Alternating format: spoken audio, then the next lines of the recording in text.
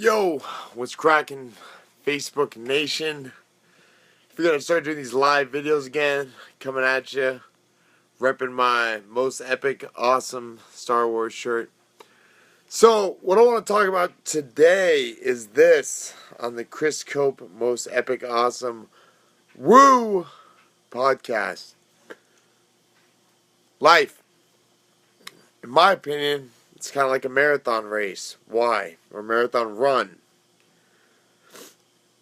Because it's not really like a sprint. We basically got it. Barbs, what's going on? What's cracking? We've got to get going. And we got to start the race. Starting, it's always the easy part. But as we go, Shaq, my man, where the heck you been? I haven't seen you at the gym in a while. Gotta get you back in there. As we go, we're going to fall on our face. It's going to happen. And, funny story, marathon running. I never thought that I'd run a marathon, and then all of a sudden somebody came up to me like, hey, you want to run a marathon? Let's do it. So I thought to myself, all right, we'll do a little marathon running. I'm like, no big deal. I fought in the UFC. I'm a fighter. Running 26.2 miles ain't gonna be no big deal. So I did the training, kind of. Did the running, I ran 10 miles tops. And then what happened was, got out to Vegas, and it was a rock and roll marathon. And lo and behold, started running the thing. And it was cool. Like, ran 1 mile, ran 2 miles, and Barbs, you're killing me. Chocolate chip cookies, come on. Go eat a carrot or something. I ran 2 miles, 3 miles, 4 miles, no big deal.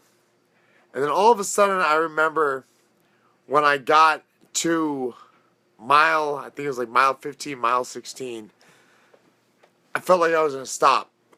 I felt like, you know what? I've been running a while. I'm just going to go ahead and just kind of start walking this thing. I remember there's an old guy behind me, and he said, Sonny, don't stop, because you stop now, you ain't going to finish this thing. And I thought to myself, what's this old man think anyways? But I said, you know what? I might as well listen to him. So I decided to keep running. And he was right. Like, literally, I finished it. I didn't walk, but I finished it. I finished the race. I crossed that finish line. And the moment I crossed that finish line, everything locked up. Everything felt like, my legs just felt like wood.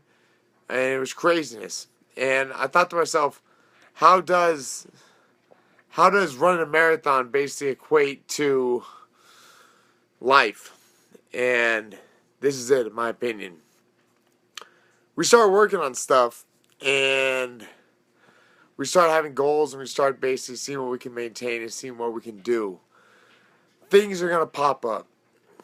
Problems are going to rise. We're going to get tired. We're going to want to quit.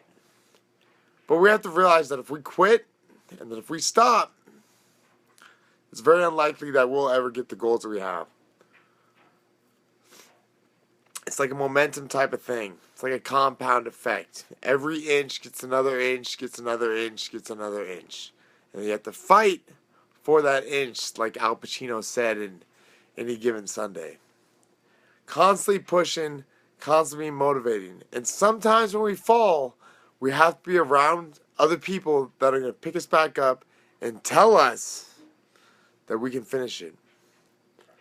That's the key.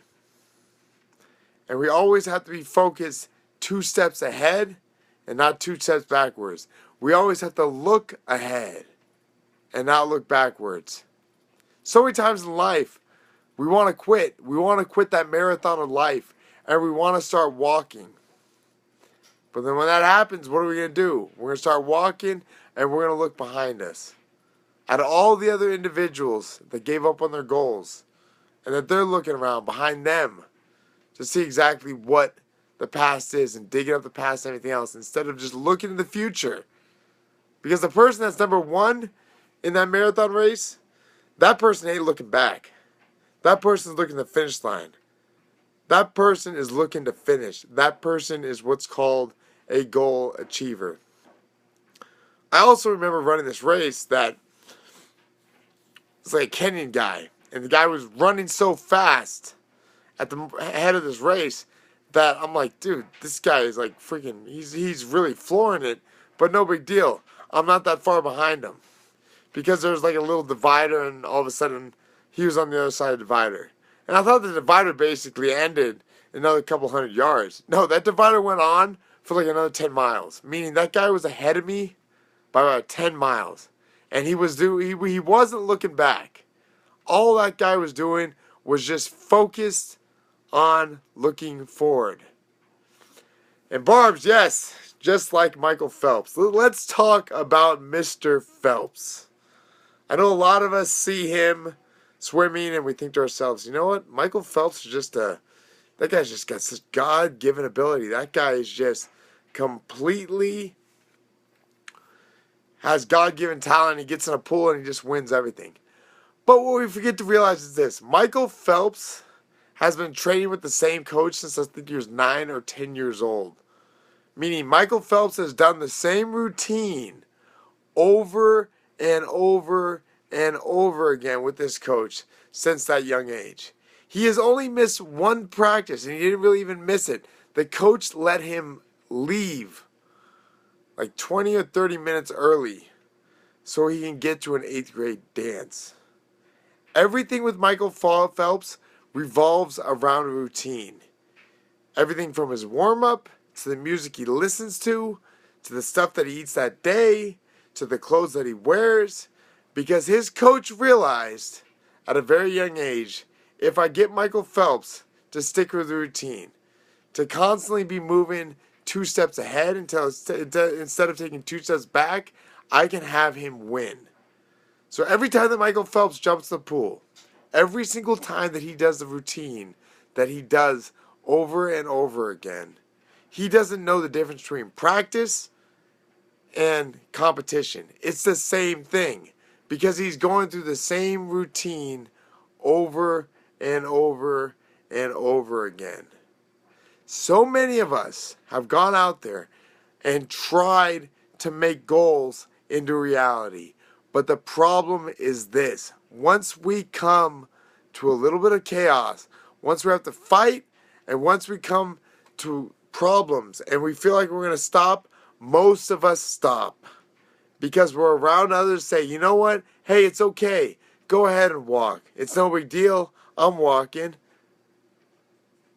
But they don't finish.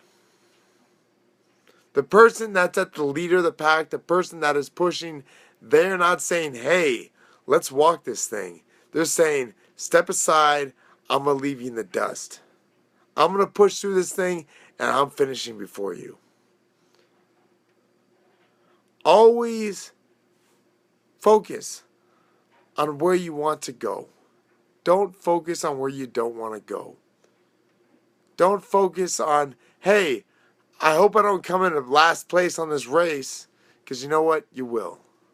Focus and ask yourself this question: how do I win this race?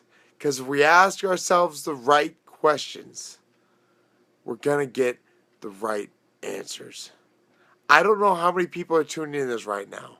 I don't know how many of you are paying attention. But what I'm going to tell you is this. Think about your life. Write yourself a memoir or an obituary.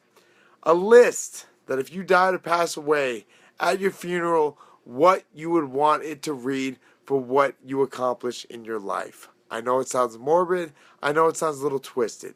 But if you think in those terms, if you think about your whole life and what you want to accomplish, and if it all ended right now, how would you be remembered? All of a sudden, life becomes much more significant. All of a sudden, you start living in the moment, you forget about the past, and you say, you know what? I got to get moving. Just like in that race, where you feel like those legs are going to start to cramp up. You feel that lactic acid going through your body. Right then and there, in that moment, you say, you know what? I got to get moving. Because if I don't, I'm going to freeze up. I'm going to turn into a pizza stone.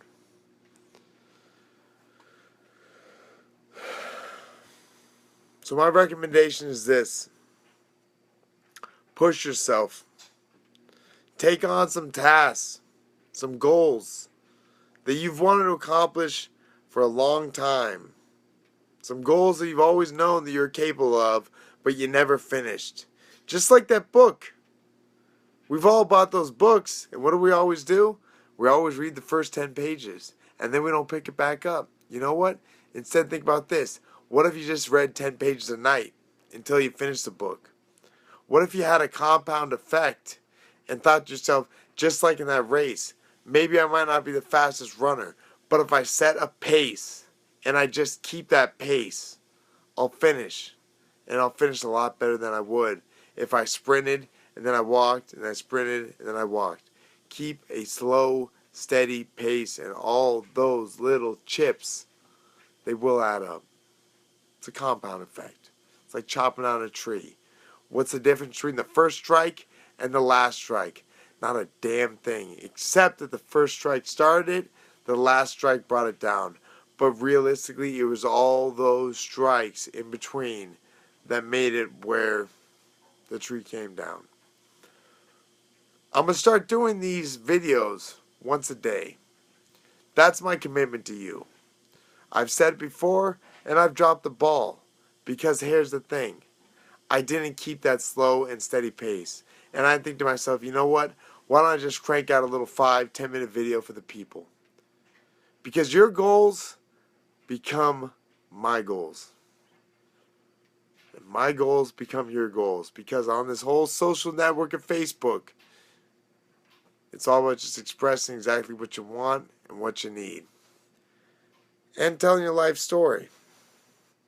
So guys, if this video was motivating for you, if you liked it, like it, comment, share it. Hell, delete it if you want, but if it gave you a little bit of value, throw it on the whole, throw it out there in the internet, and let's see how much we can build this. Okay, guys, till tomorrow, baby. Woo!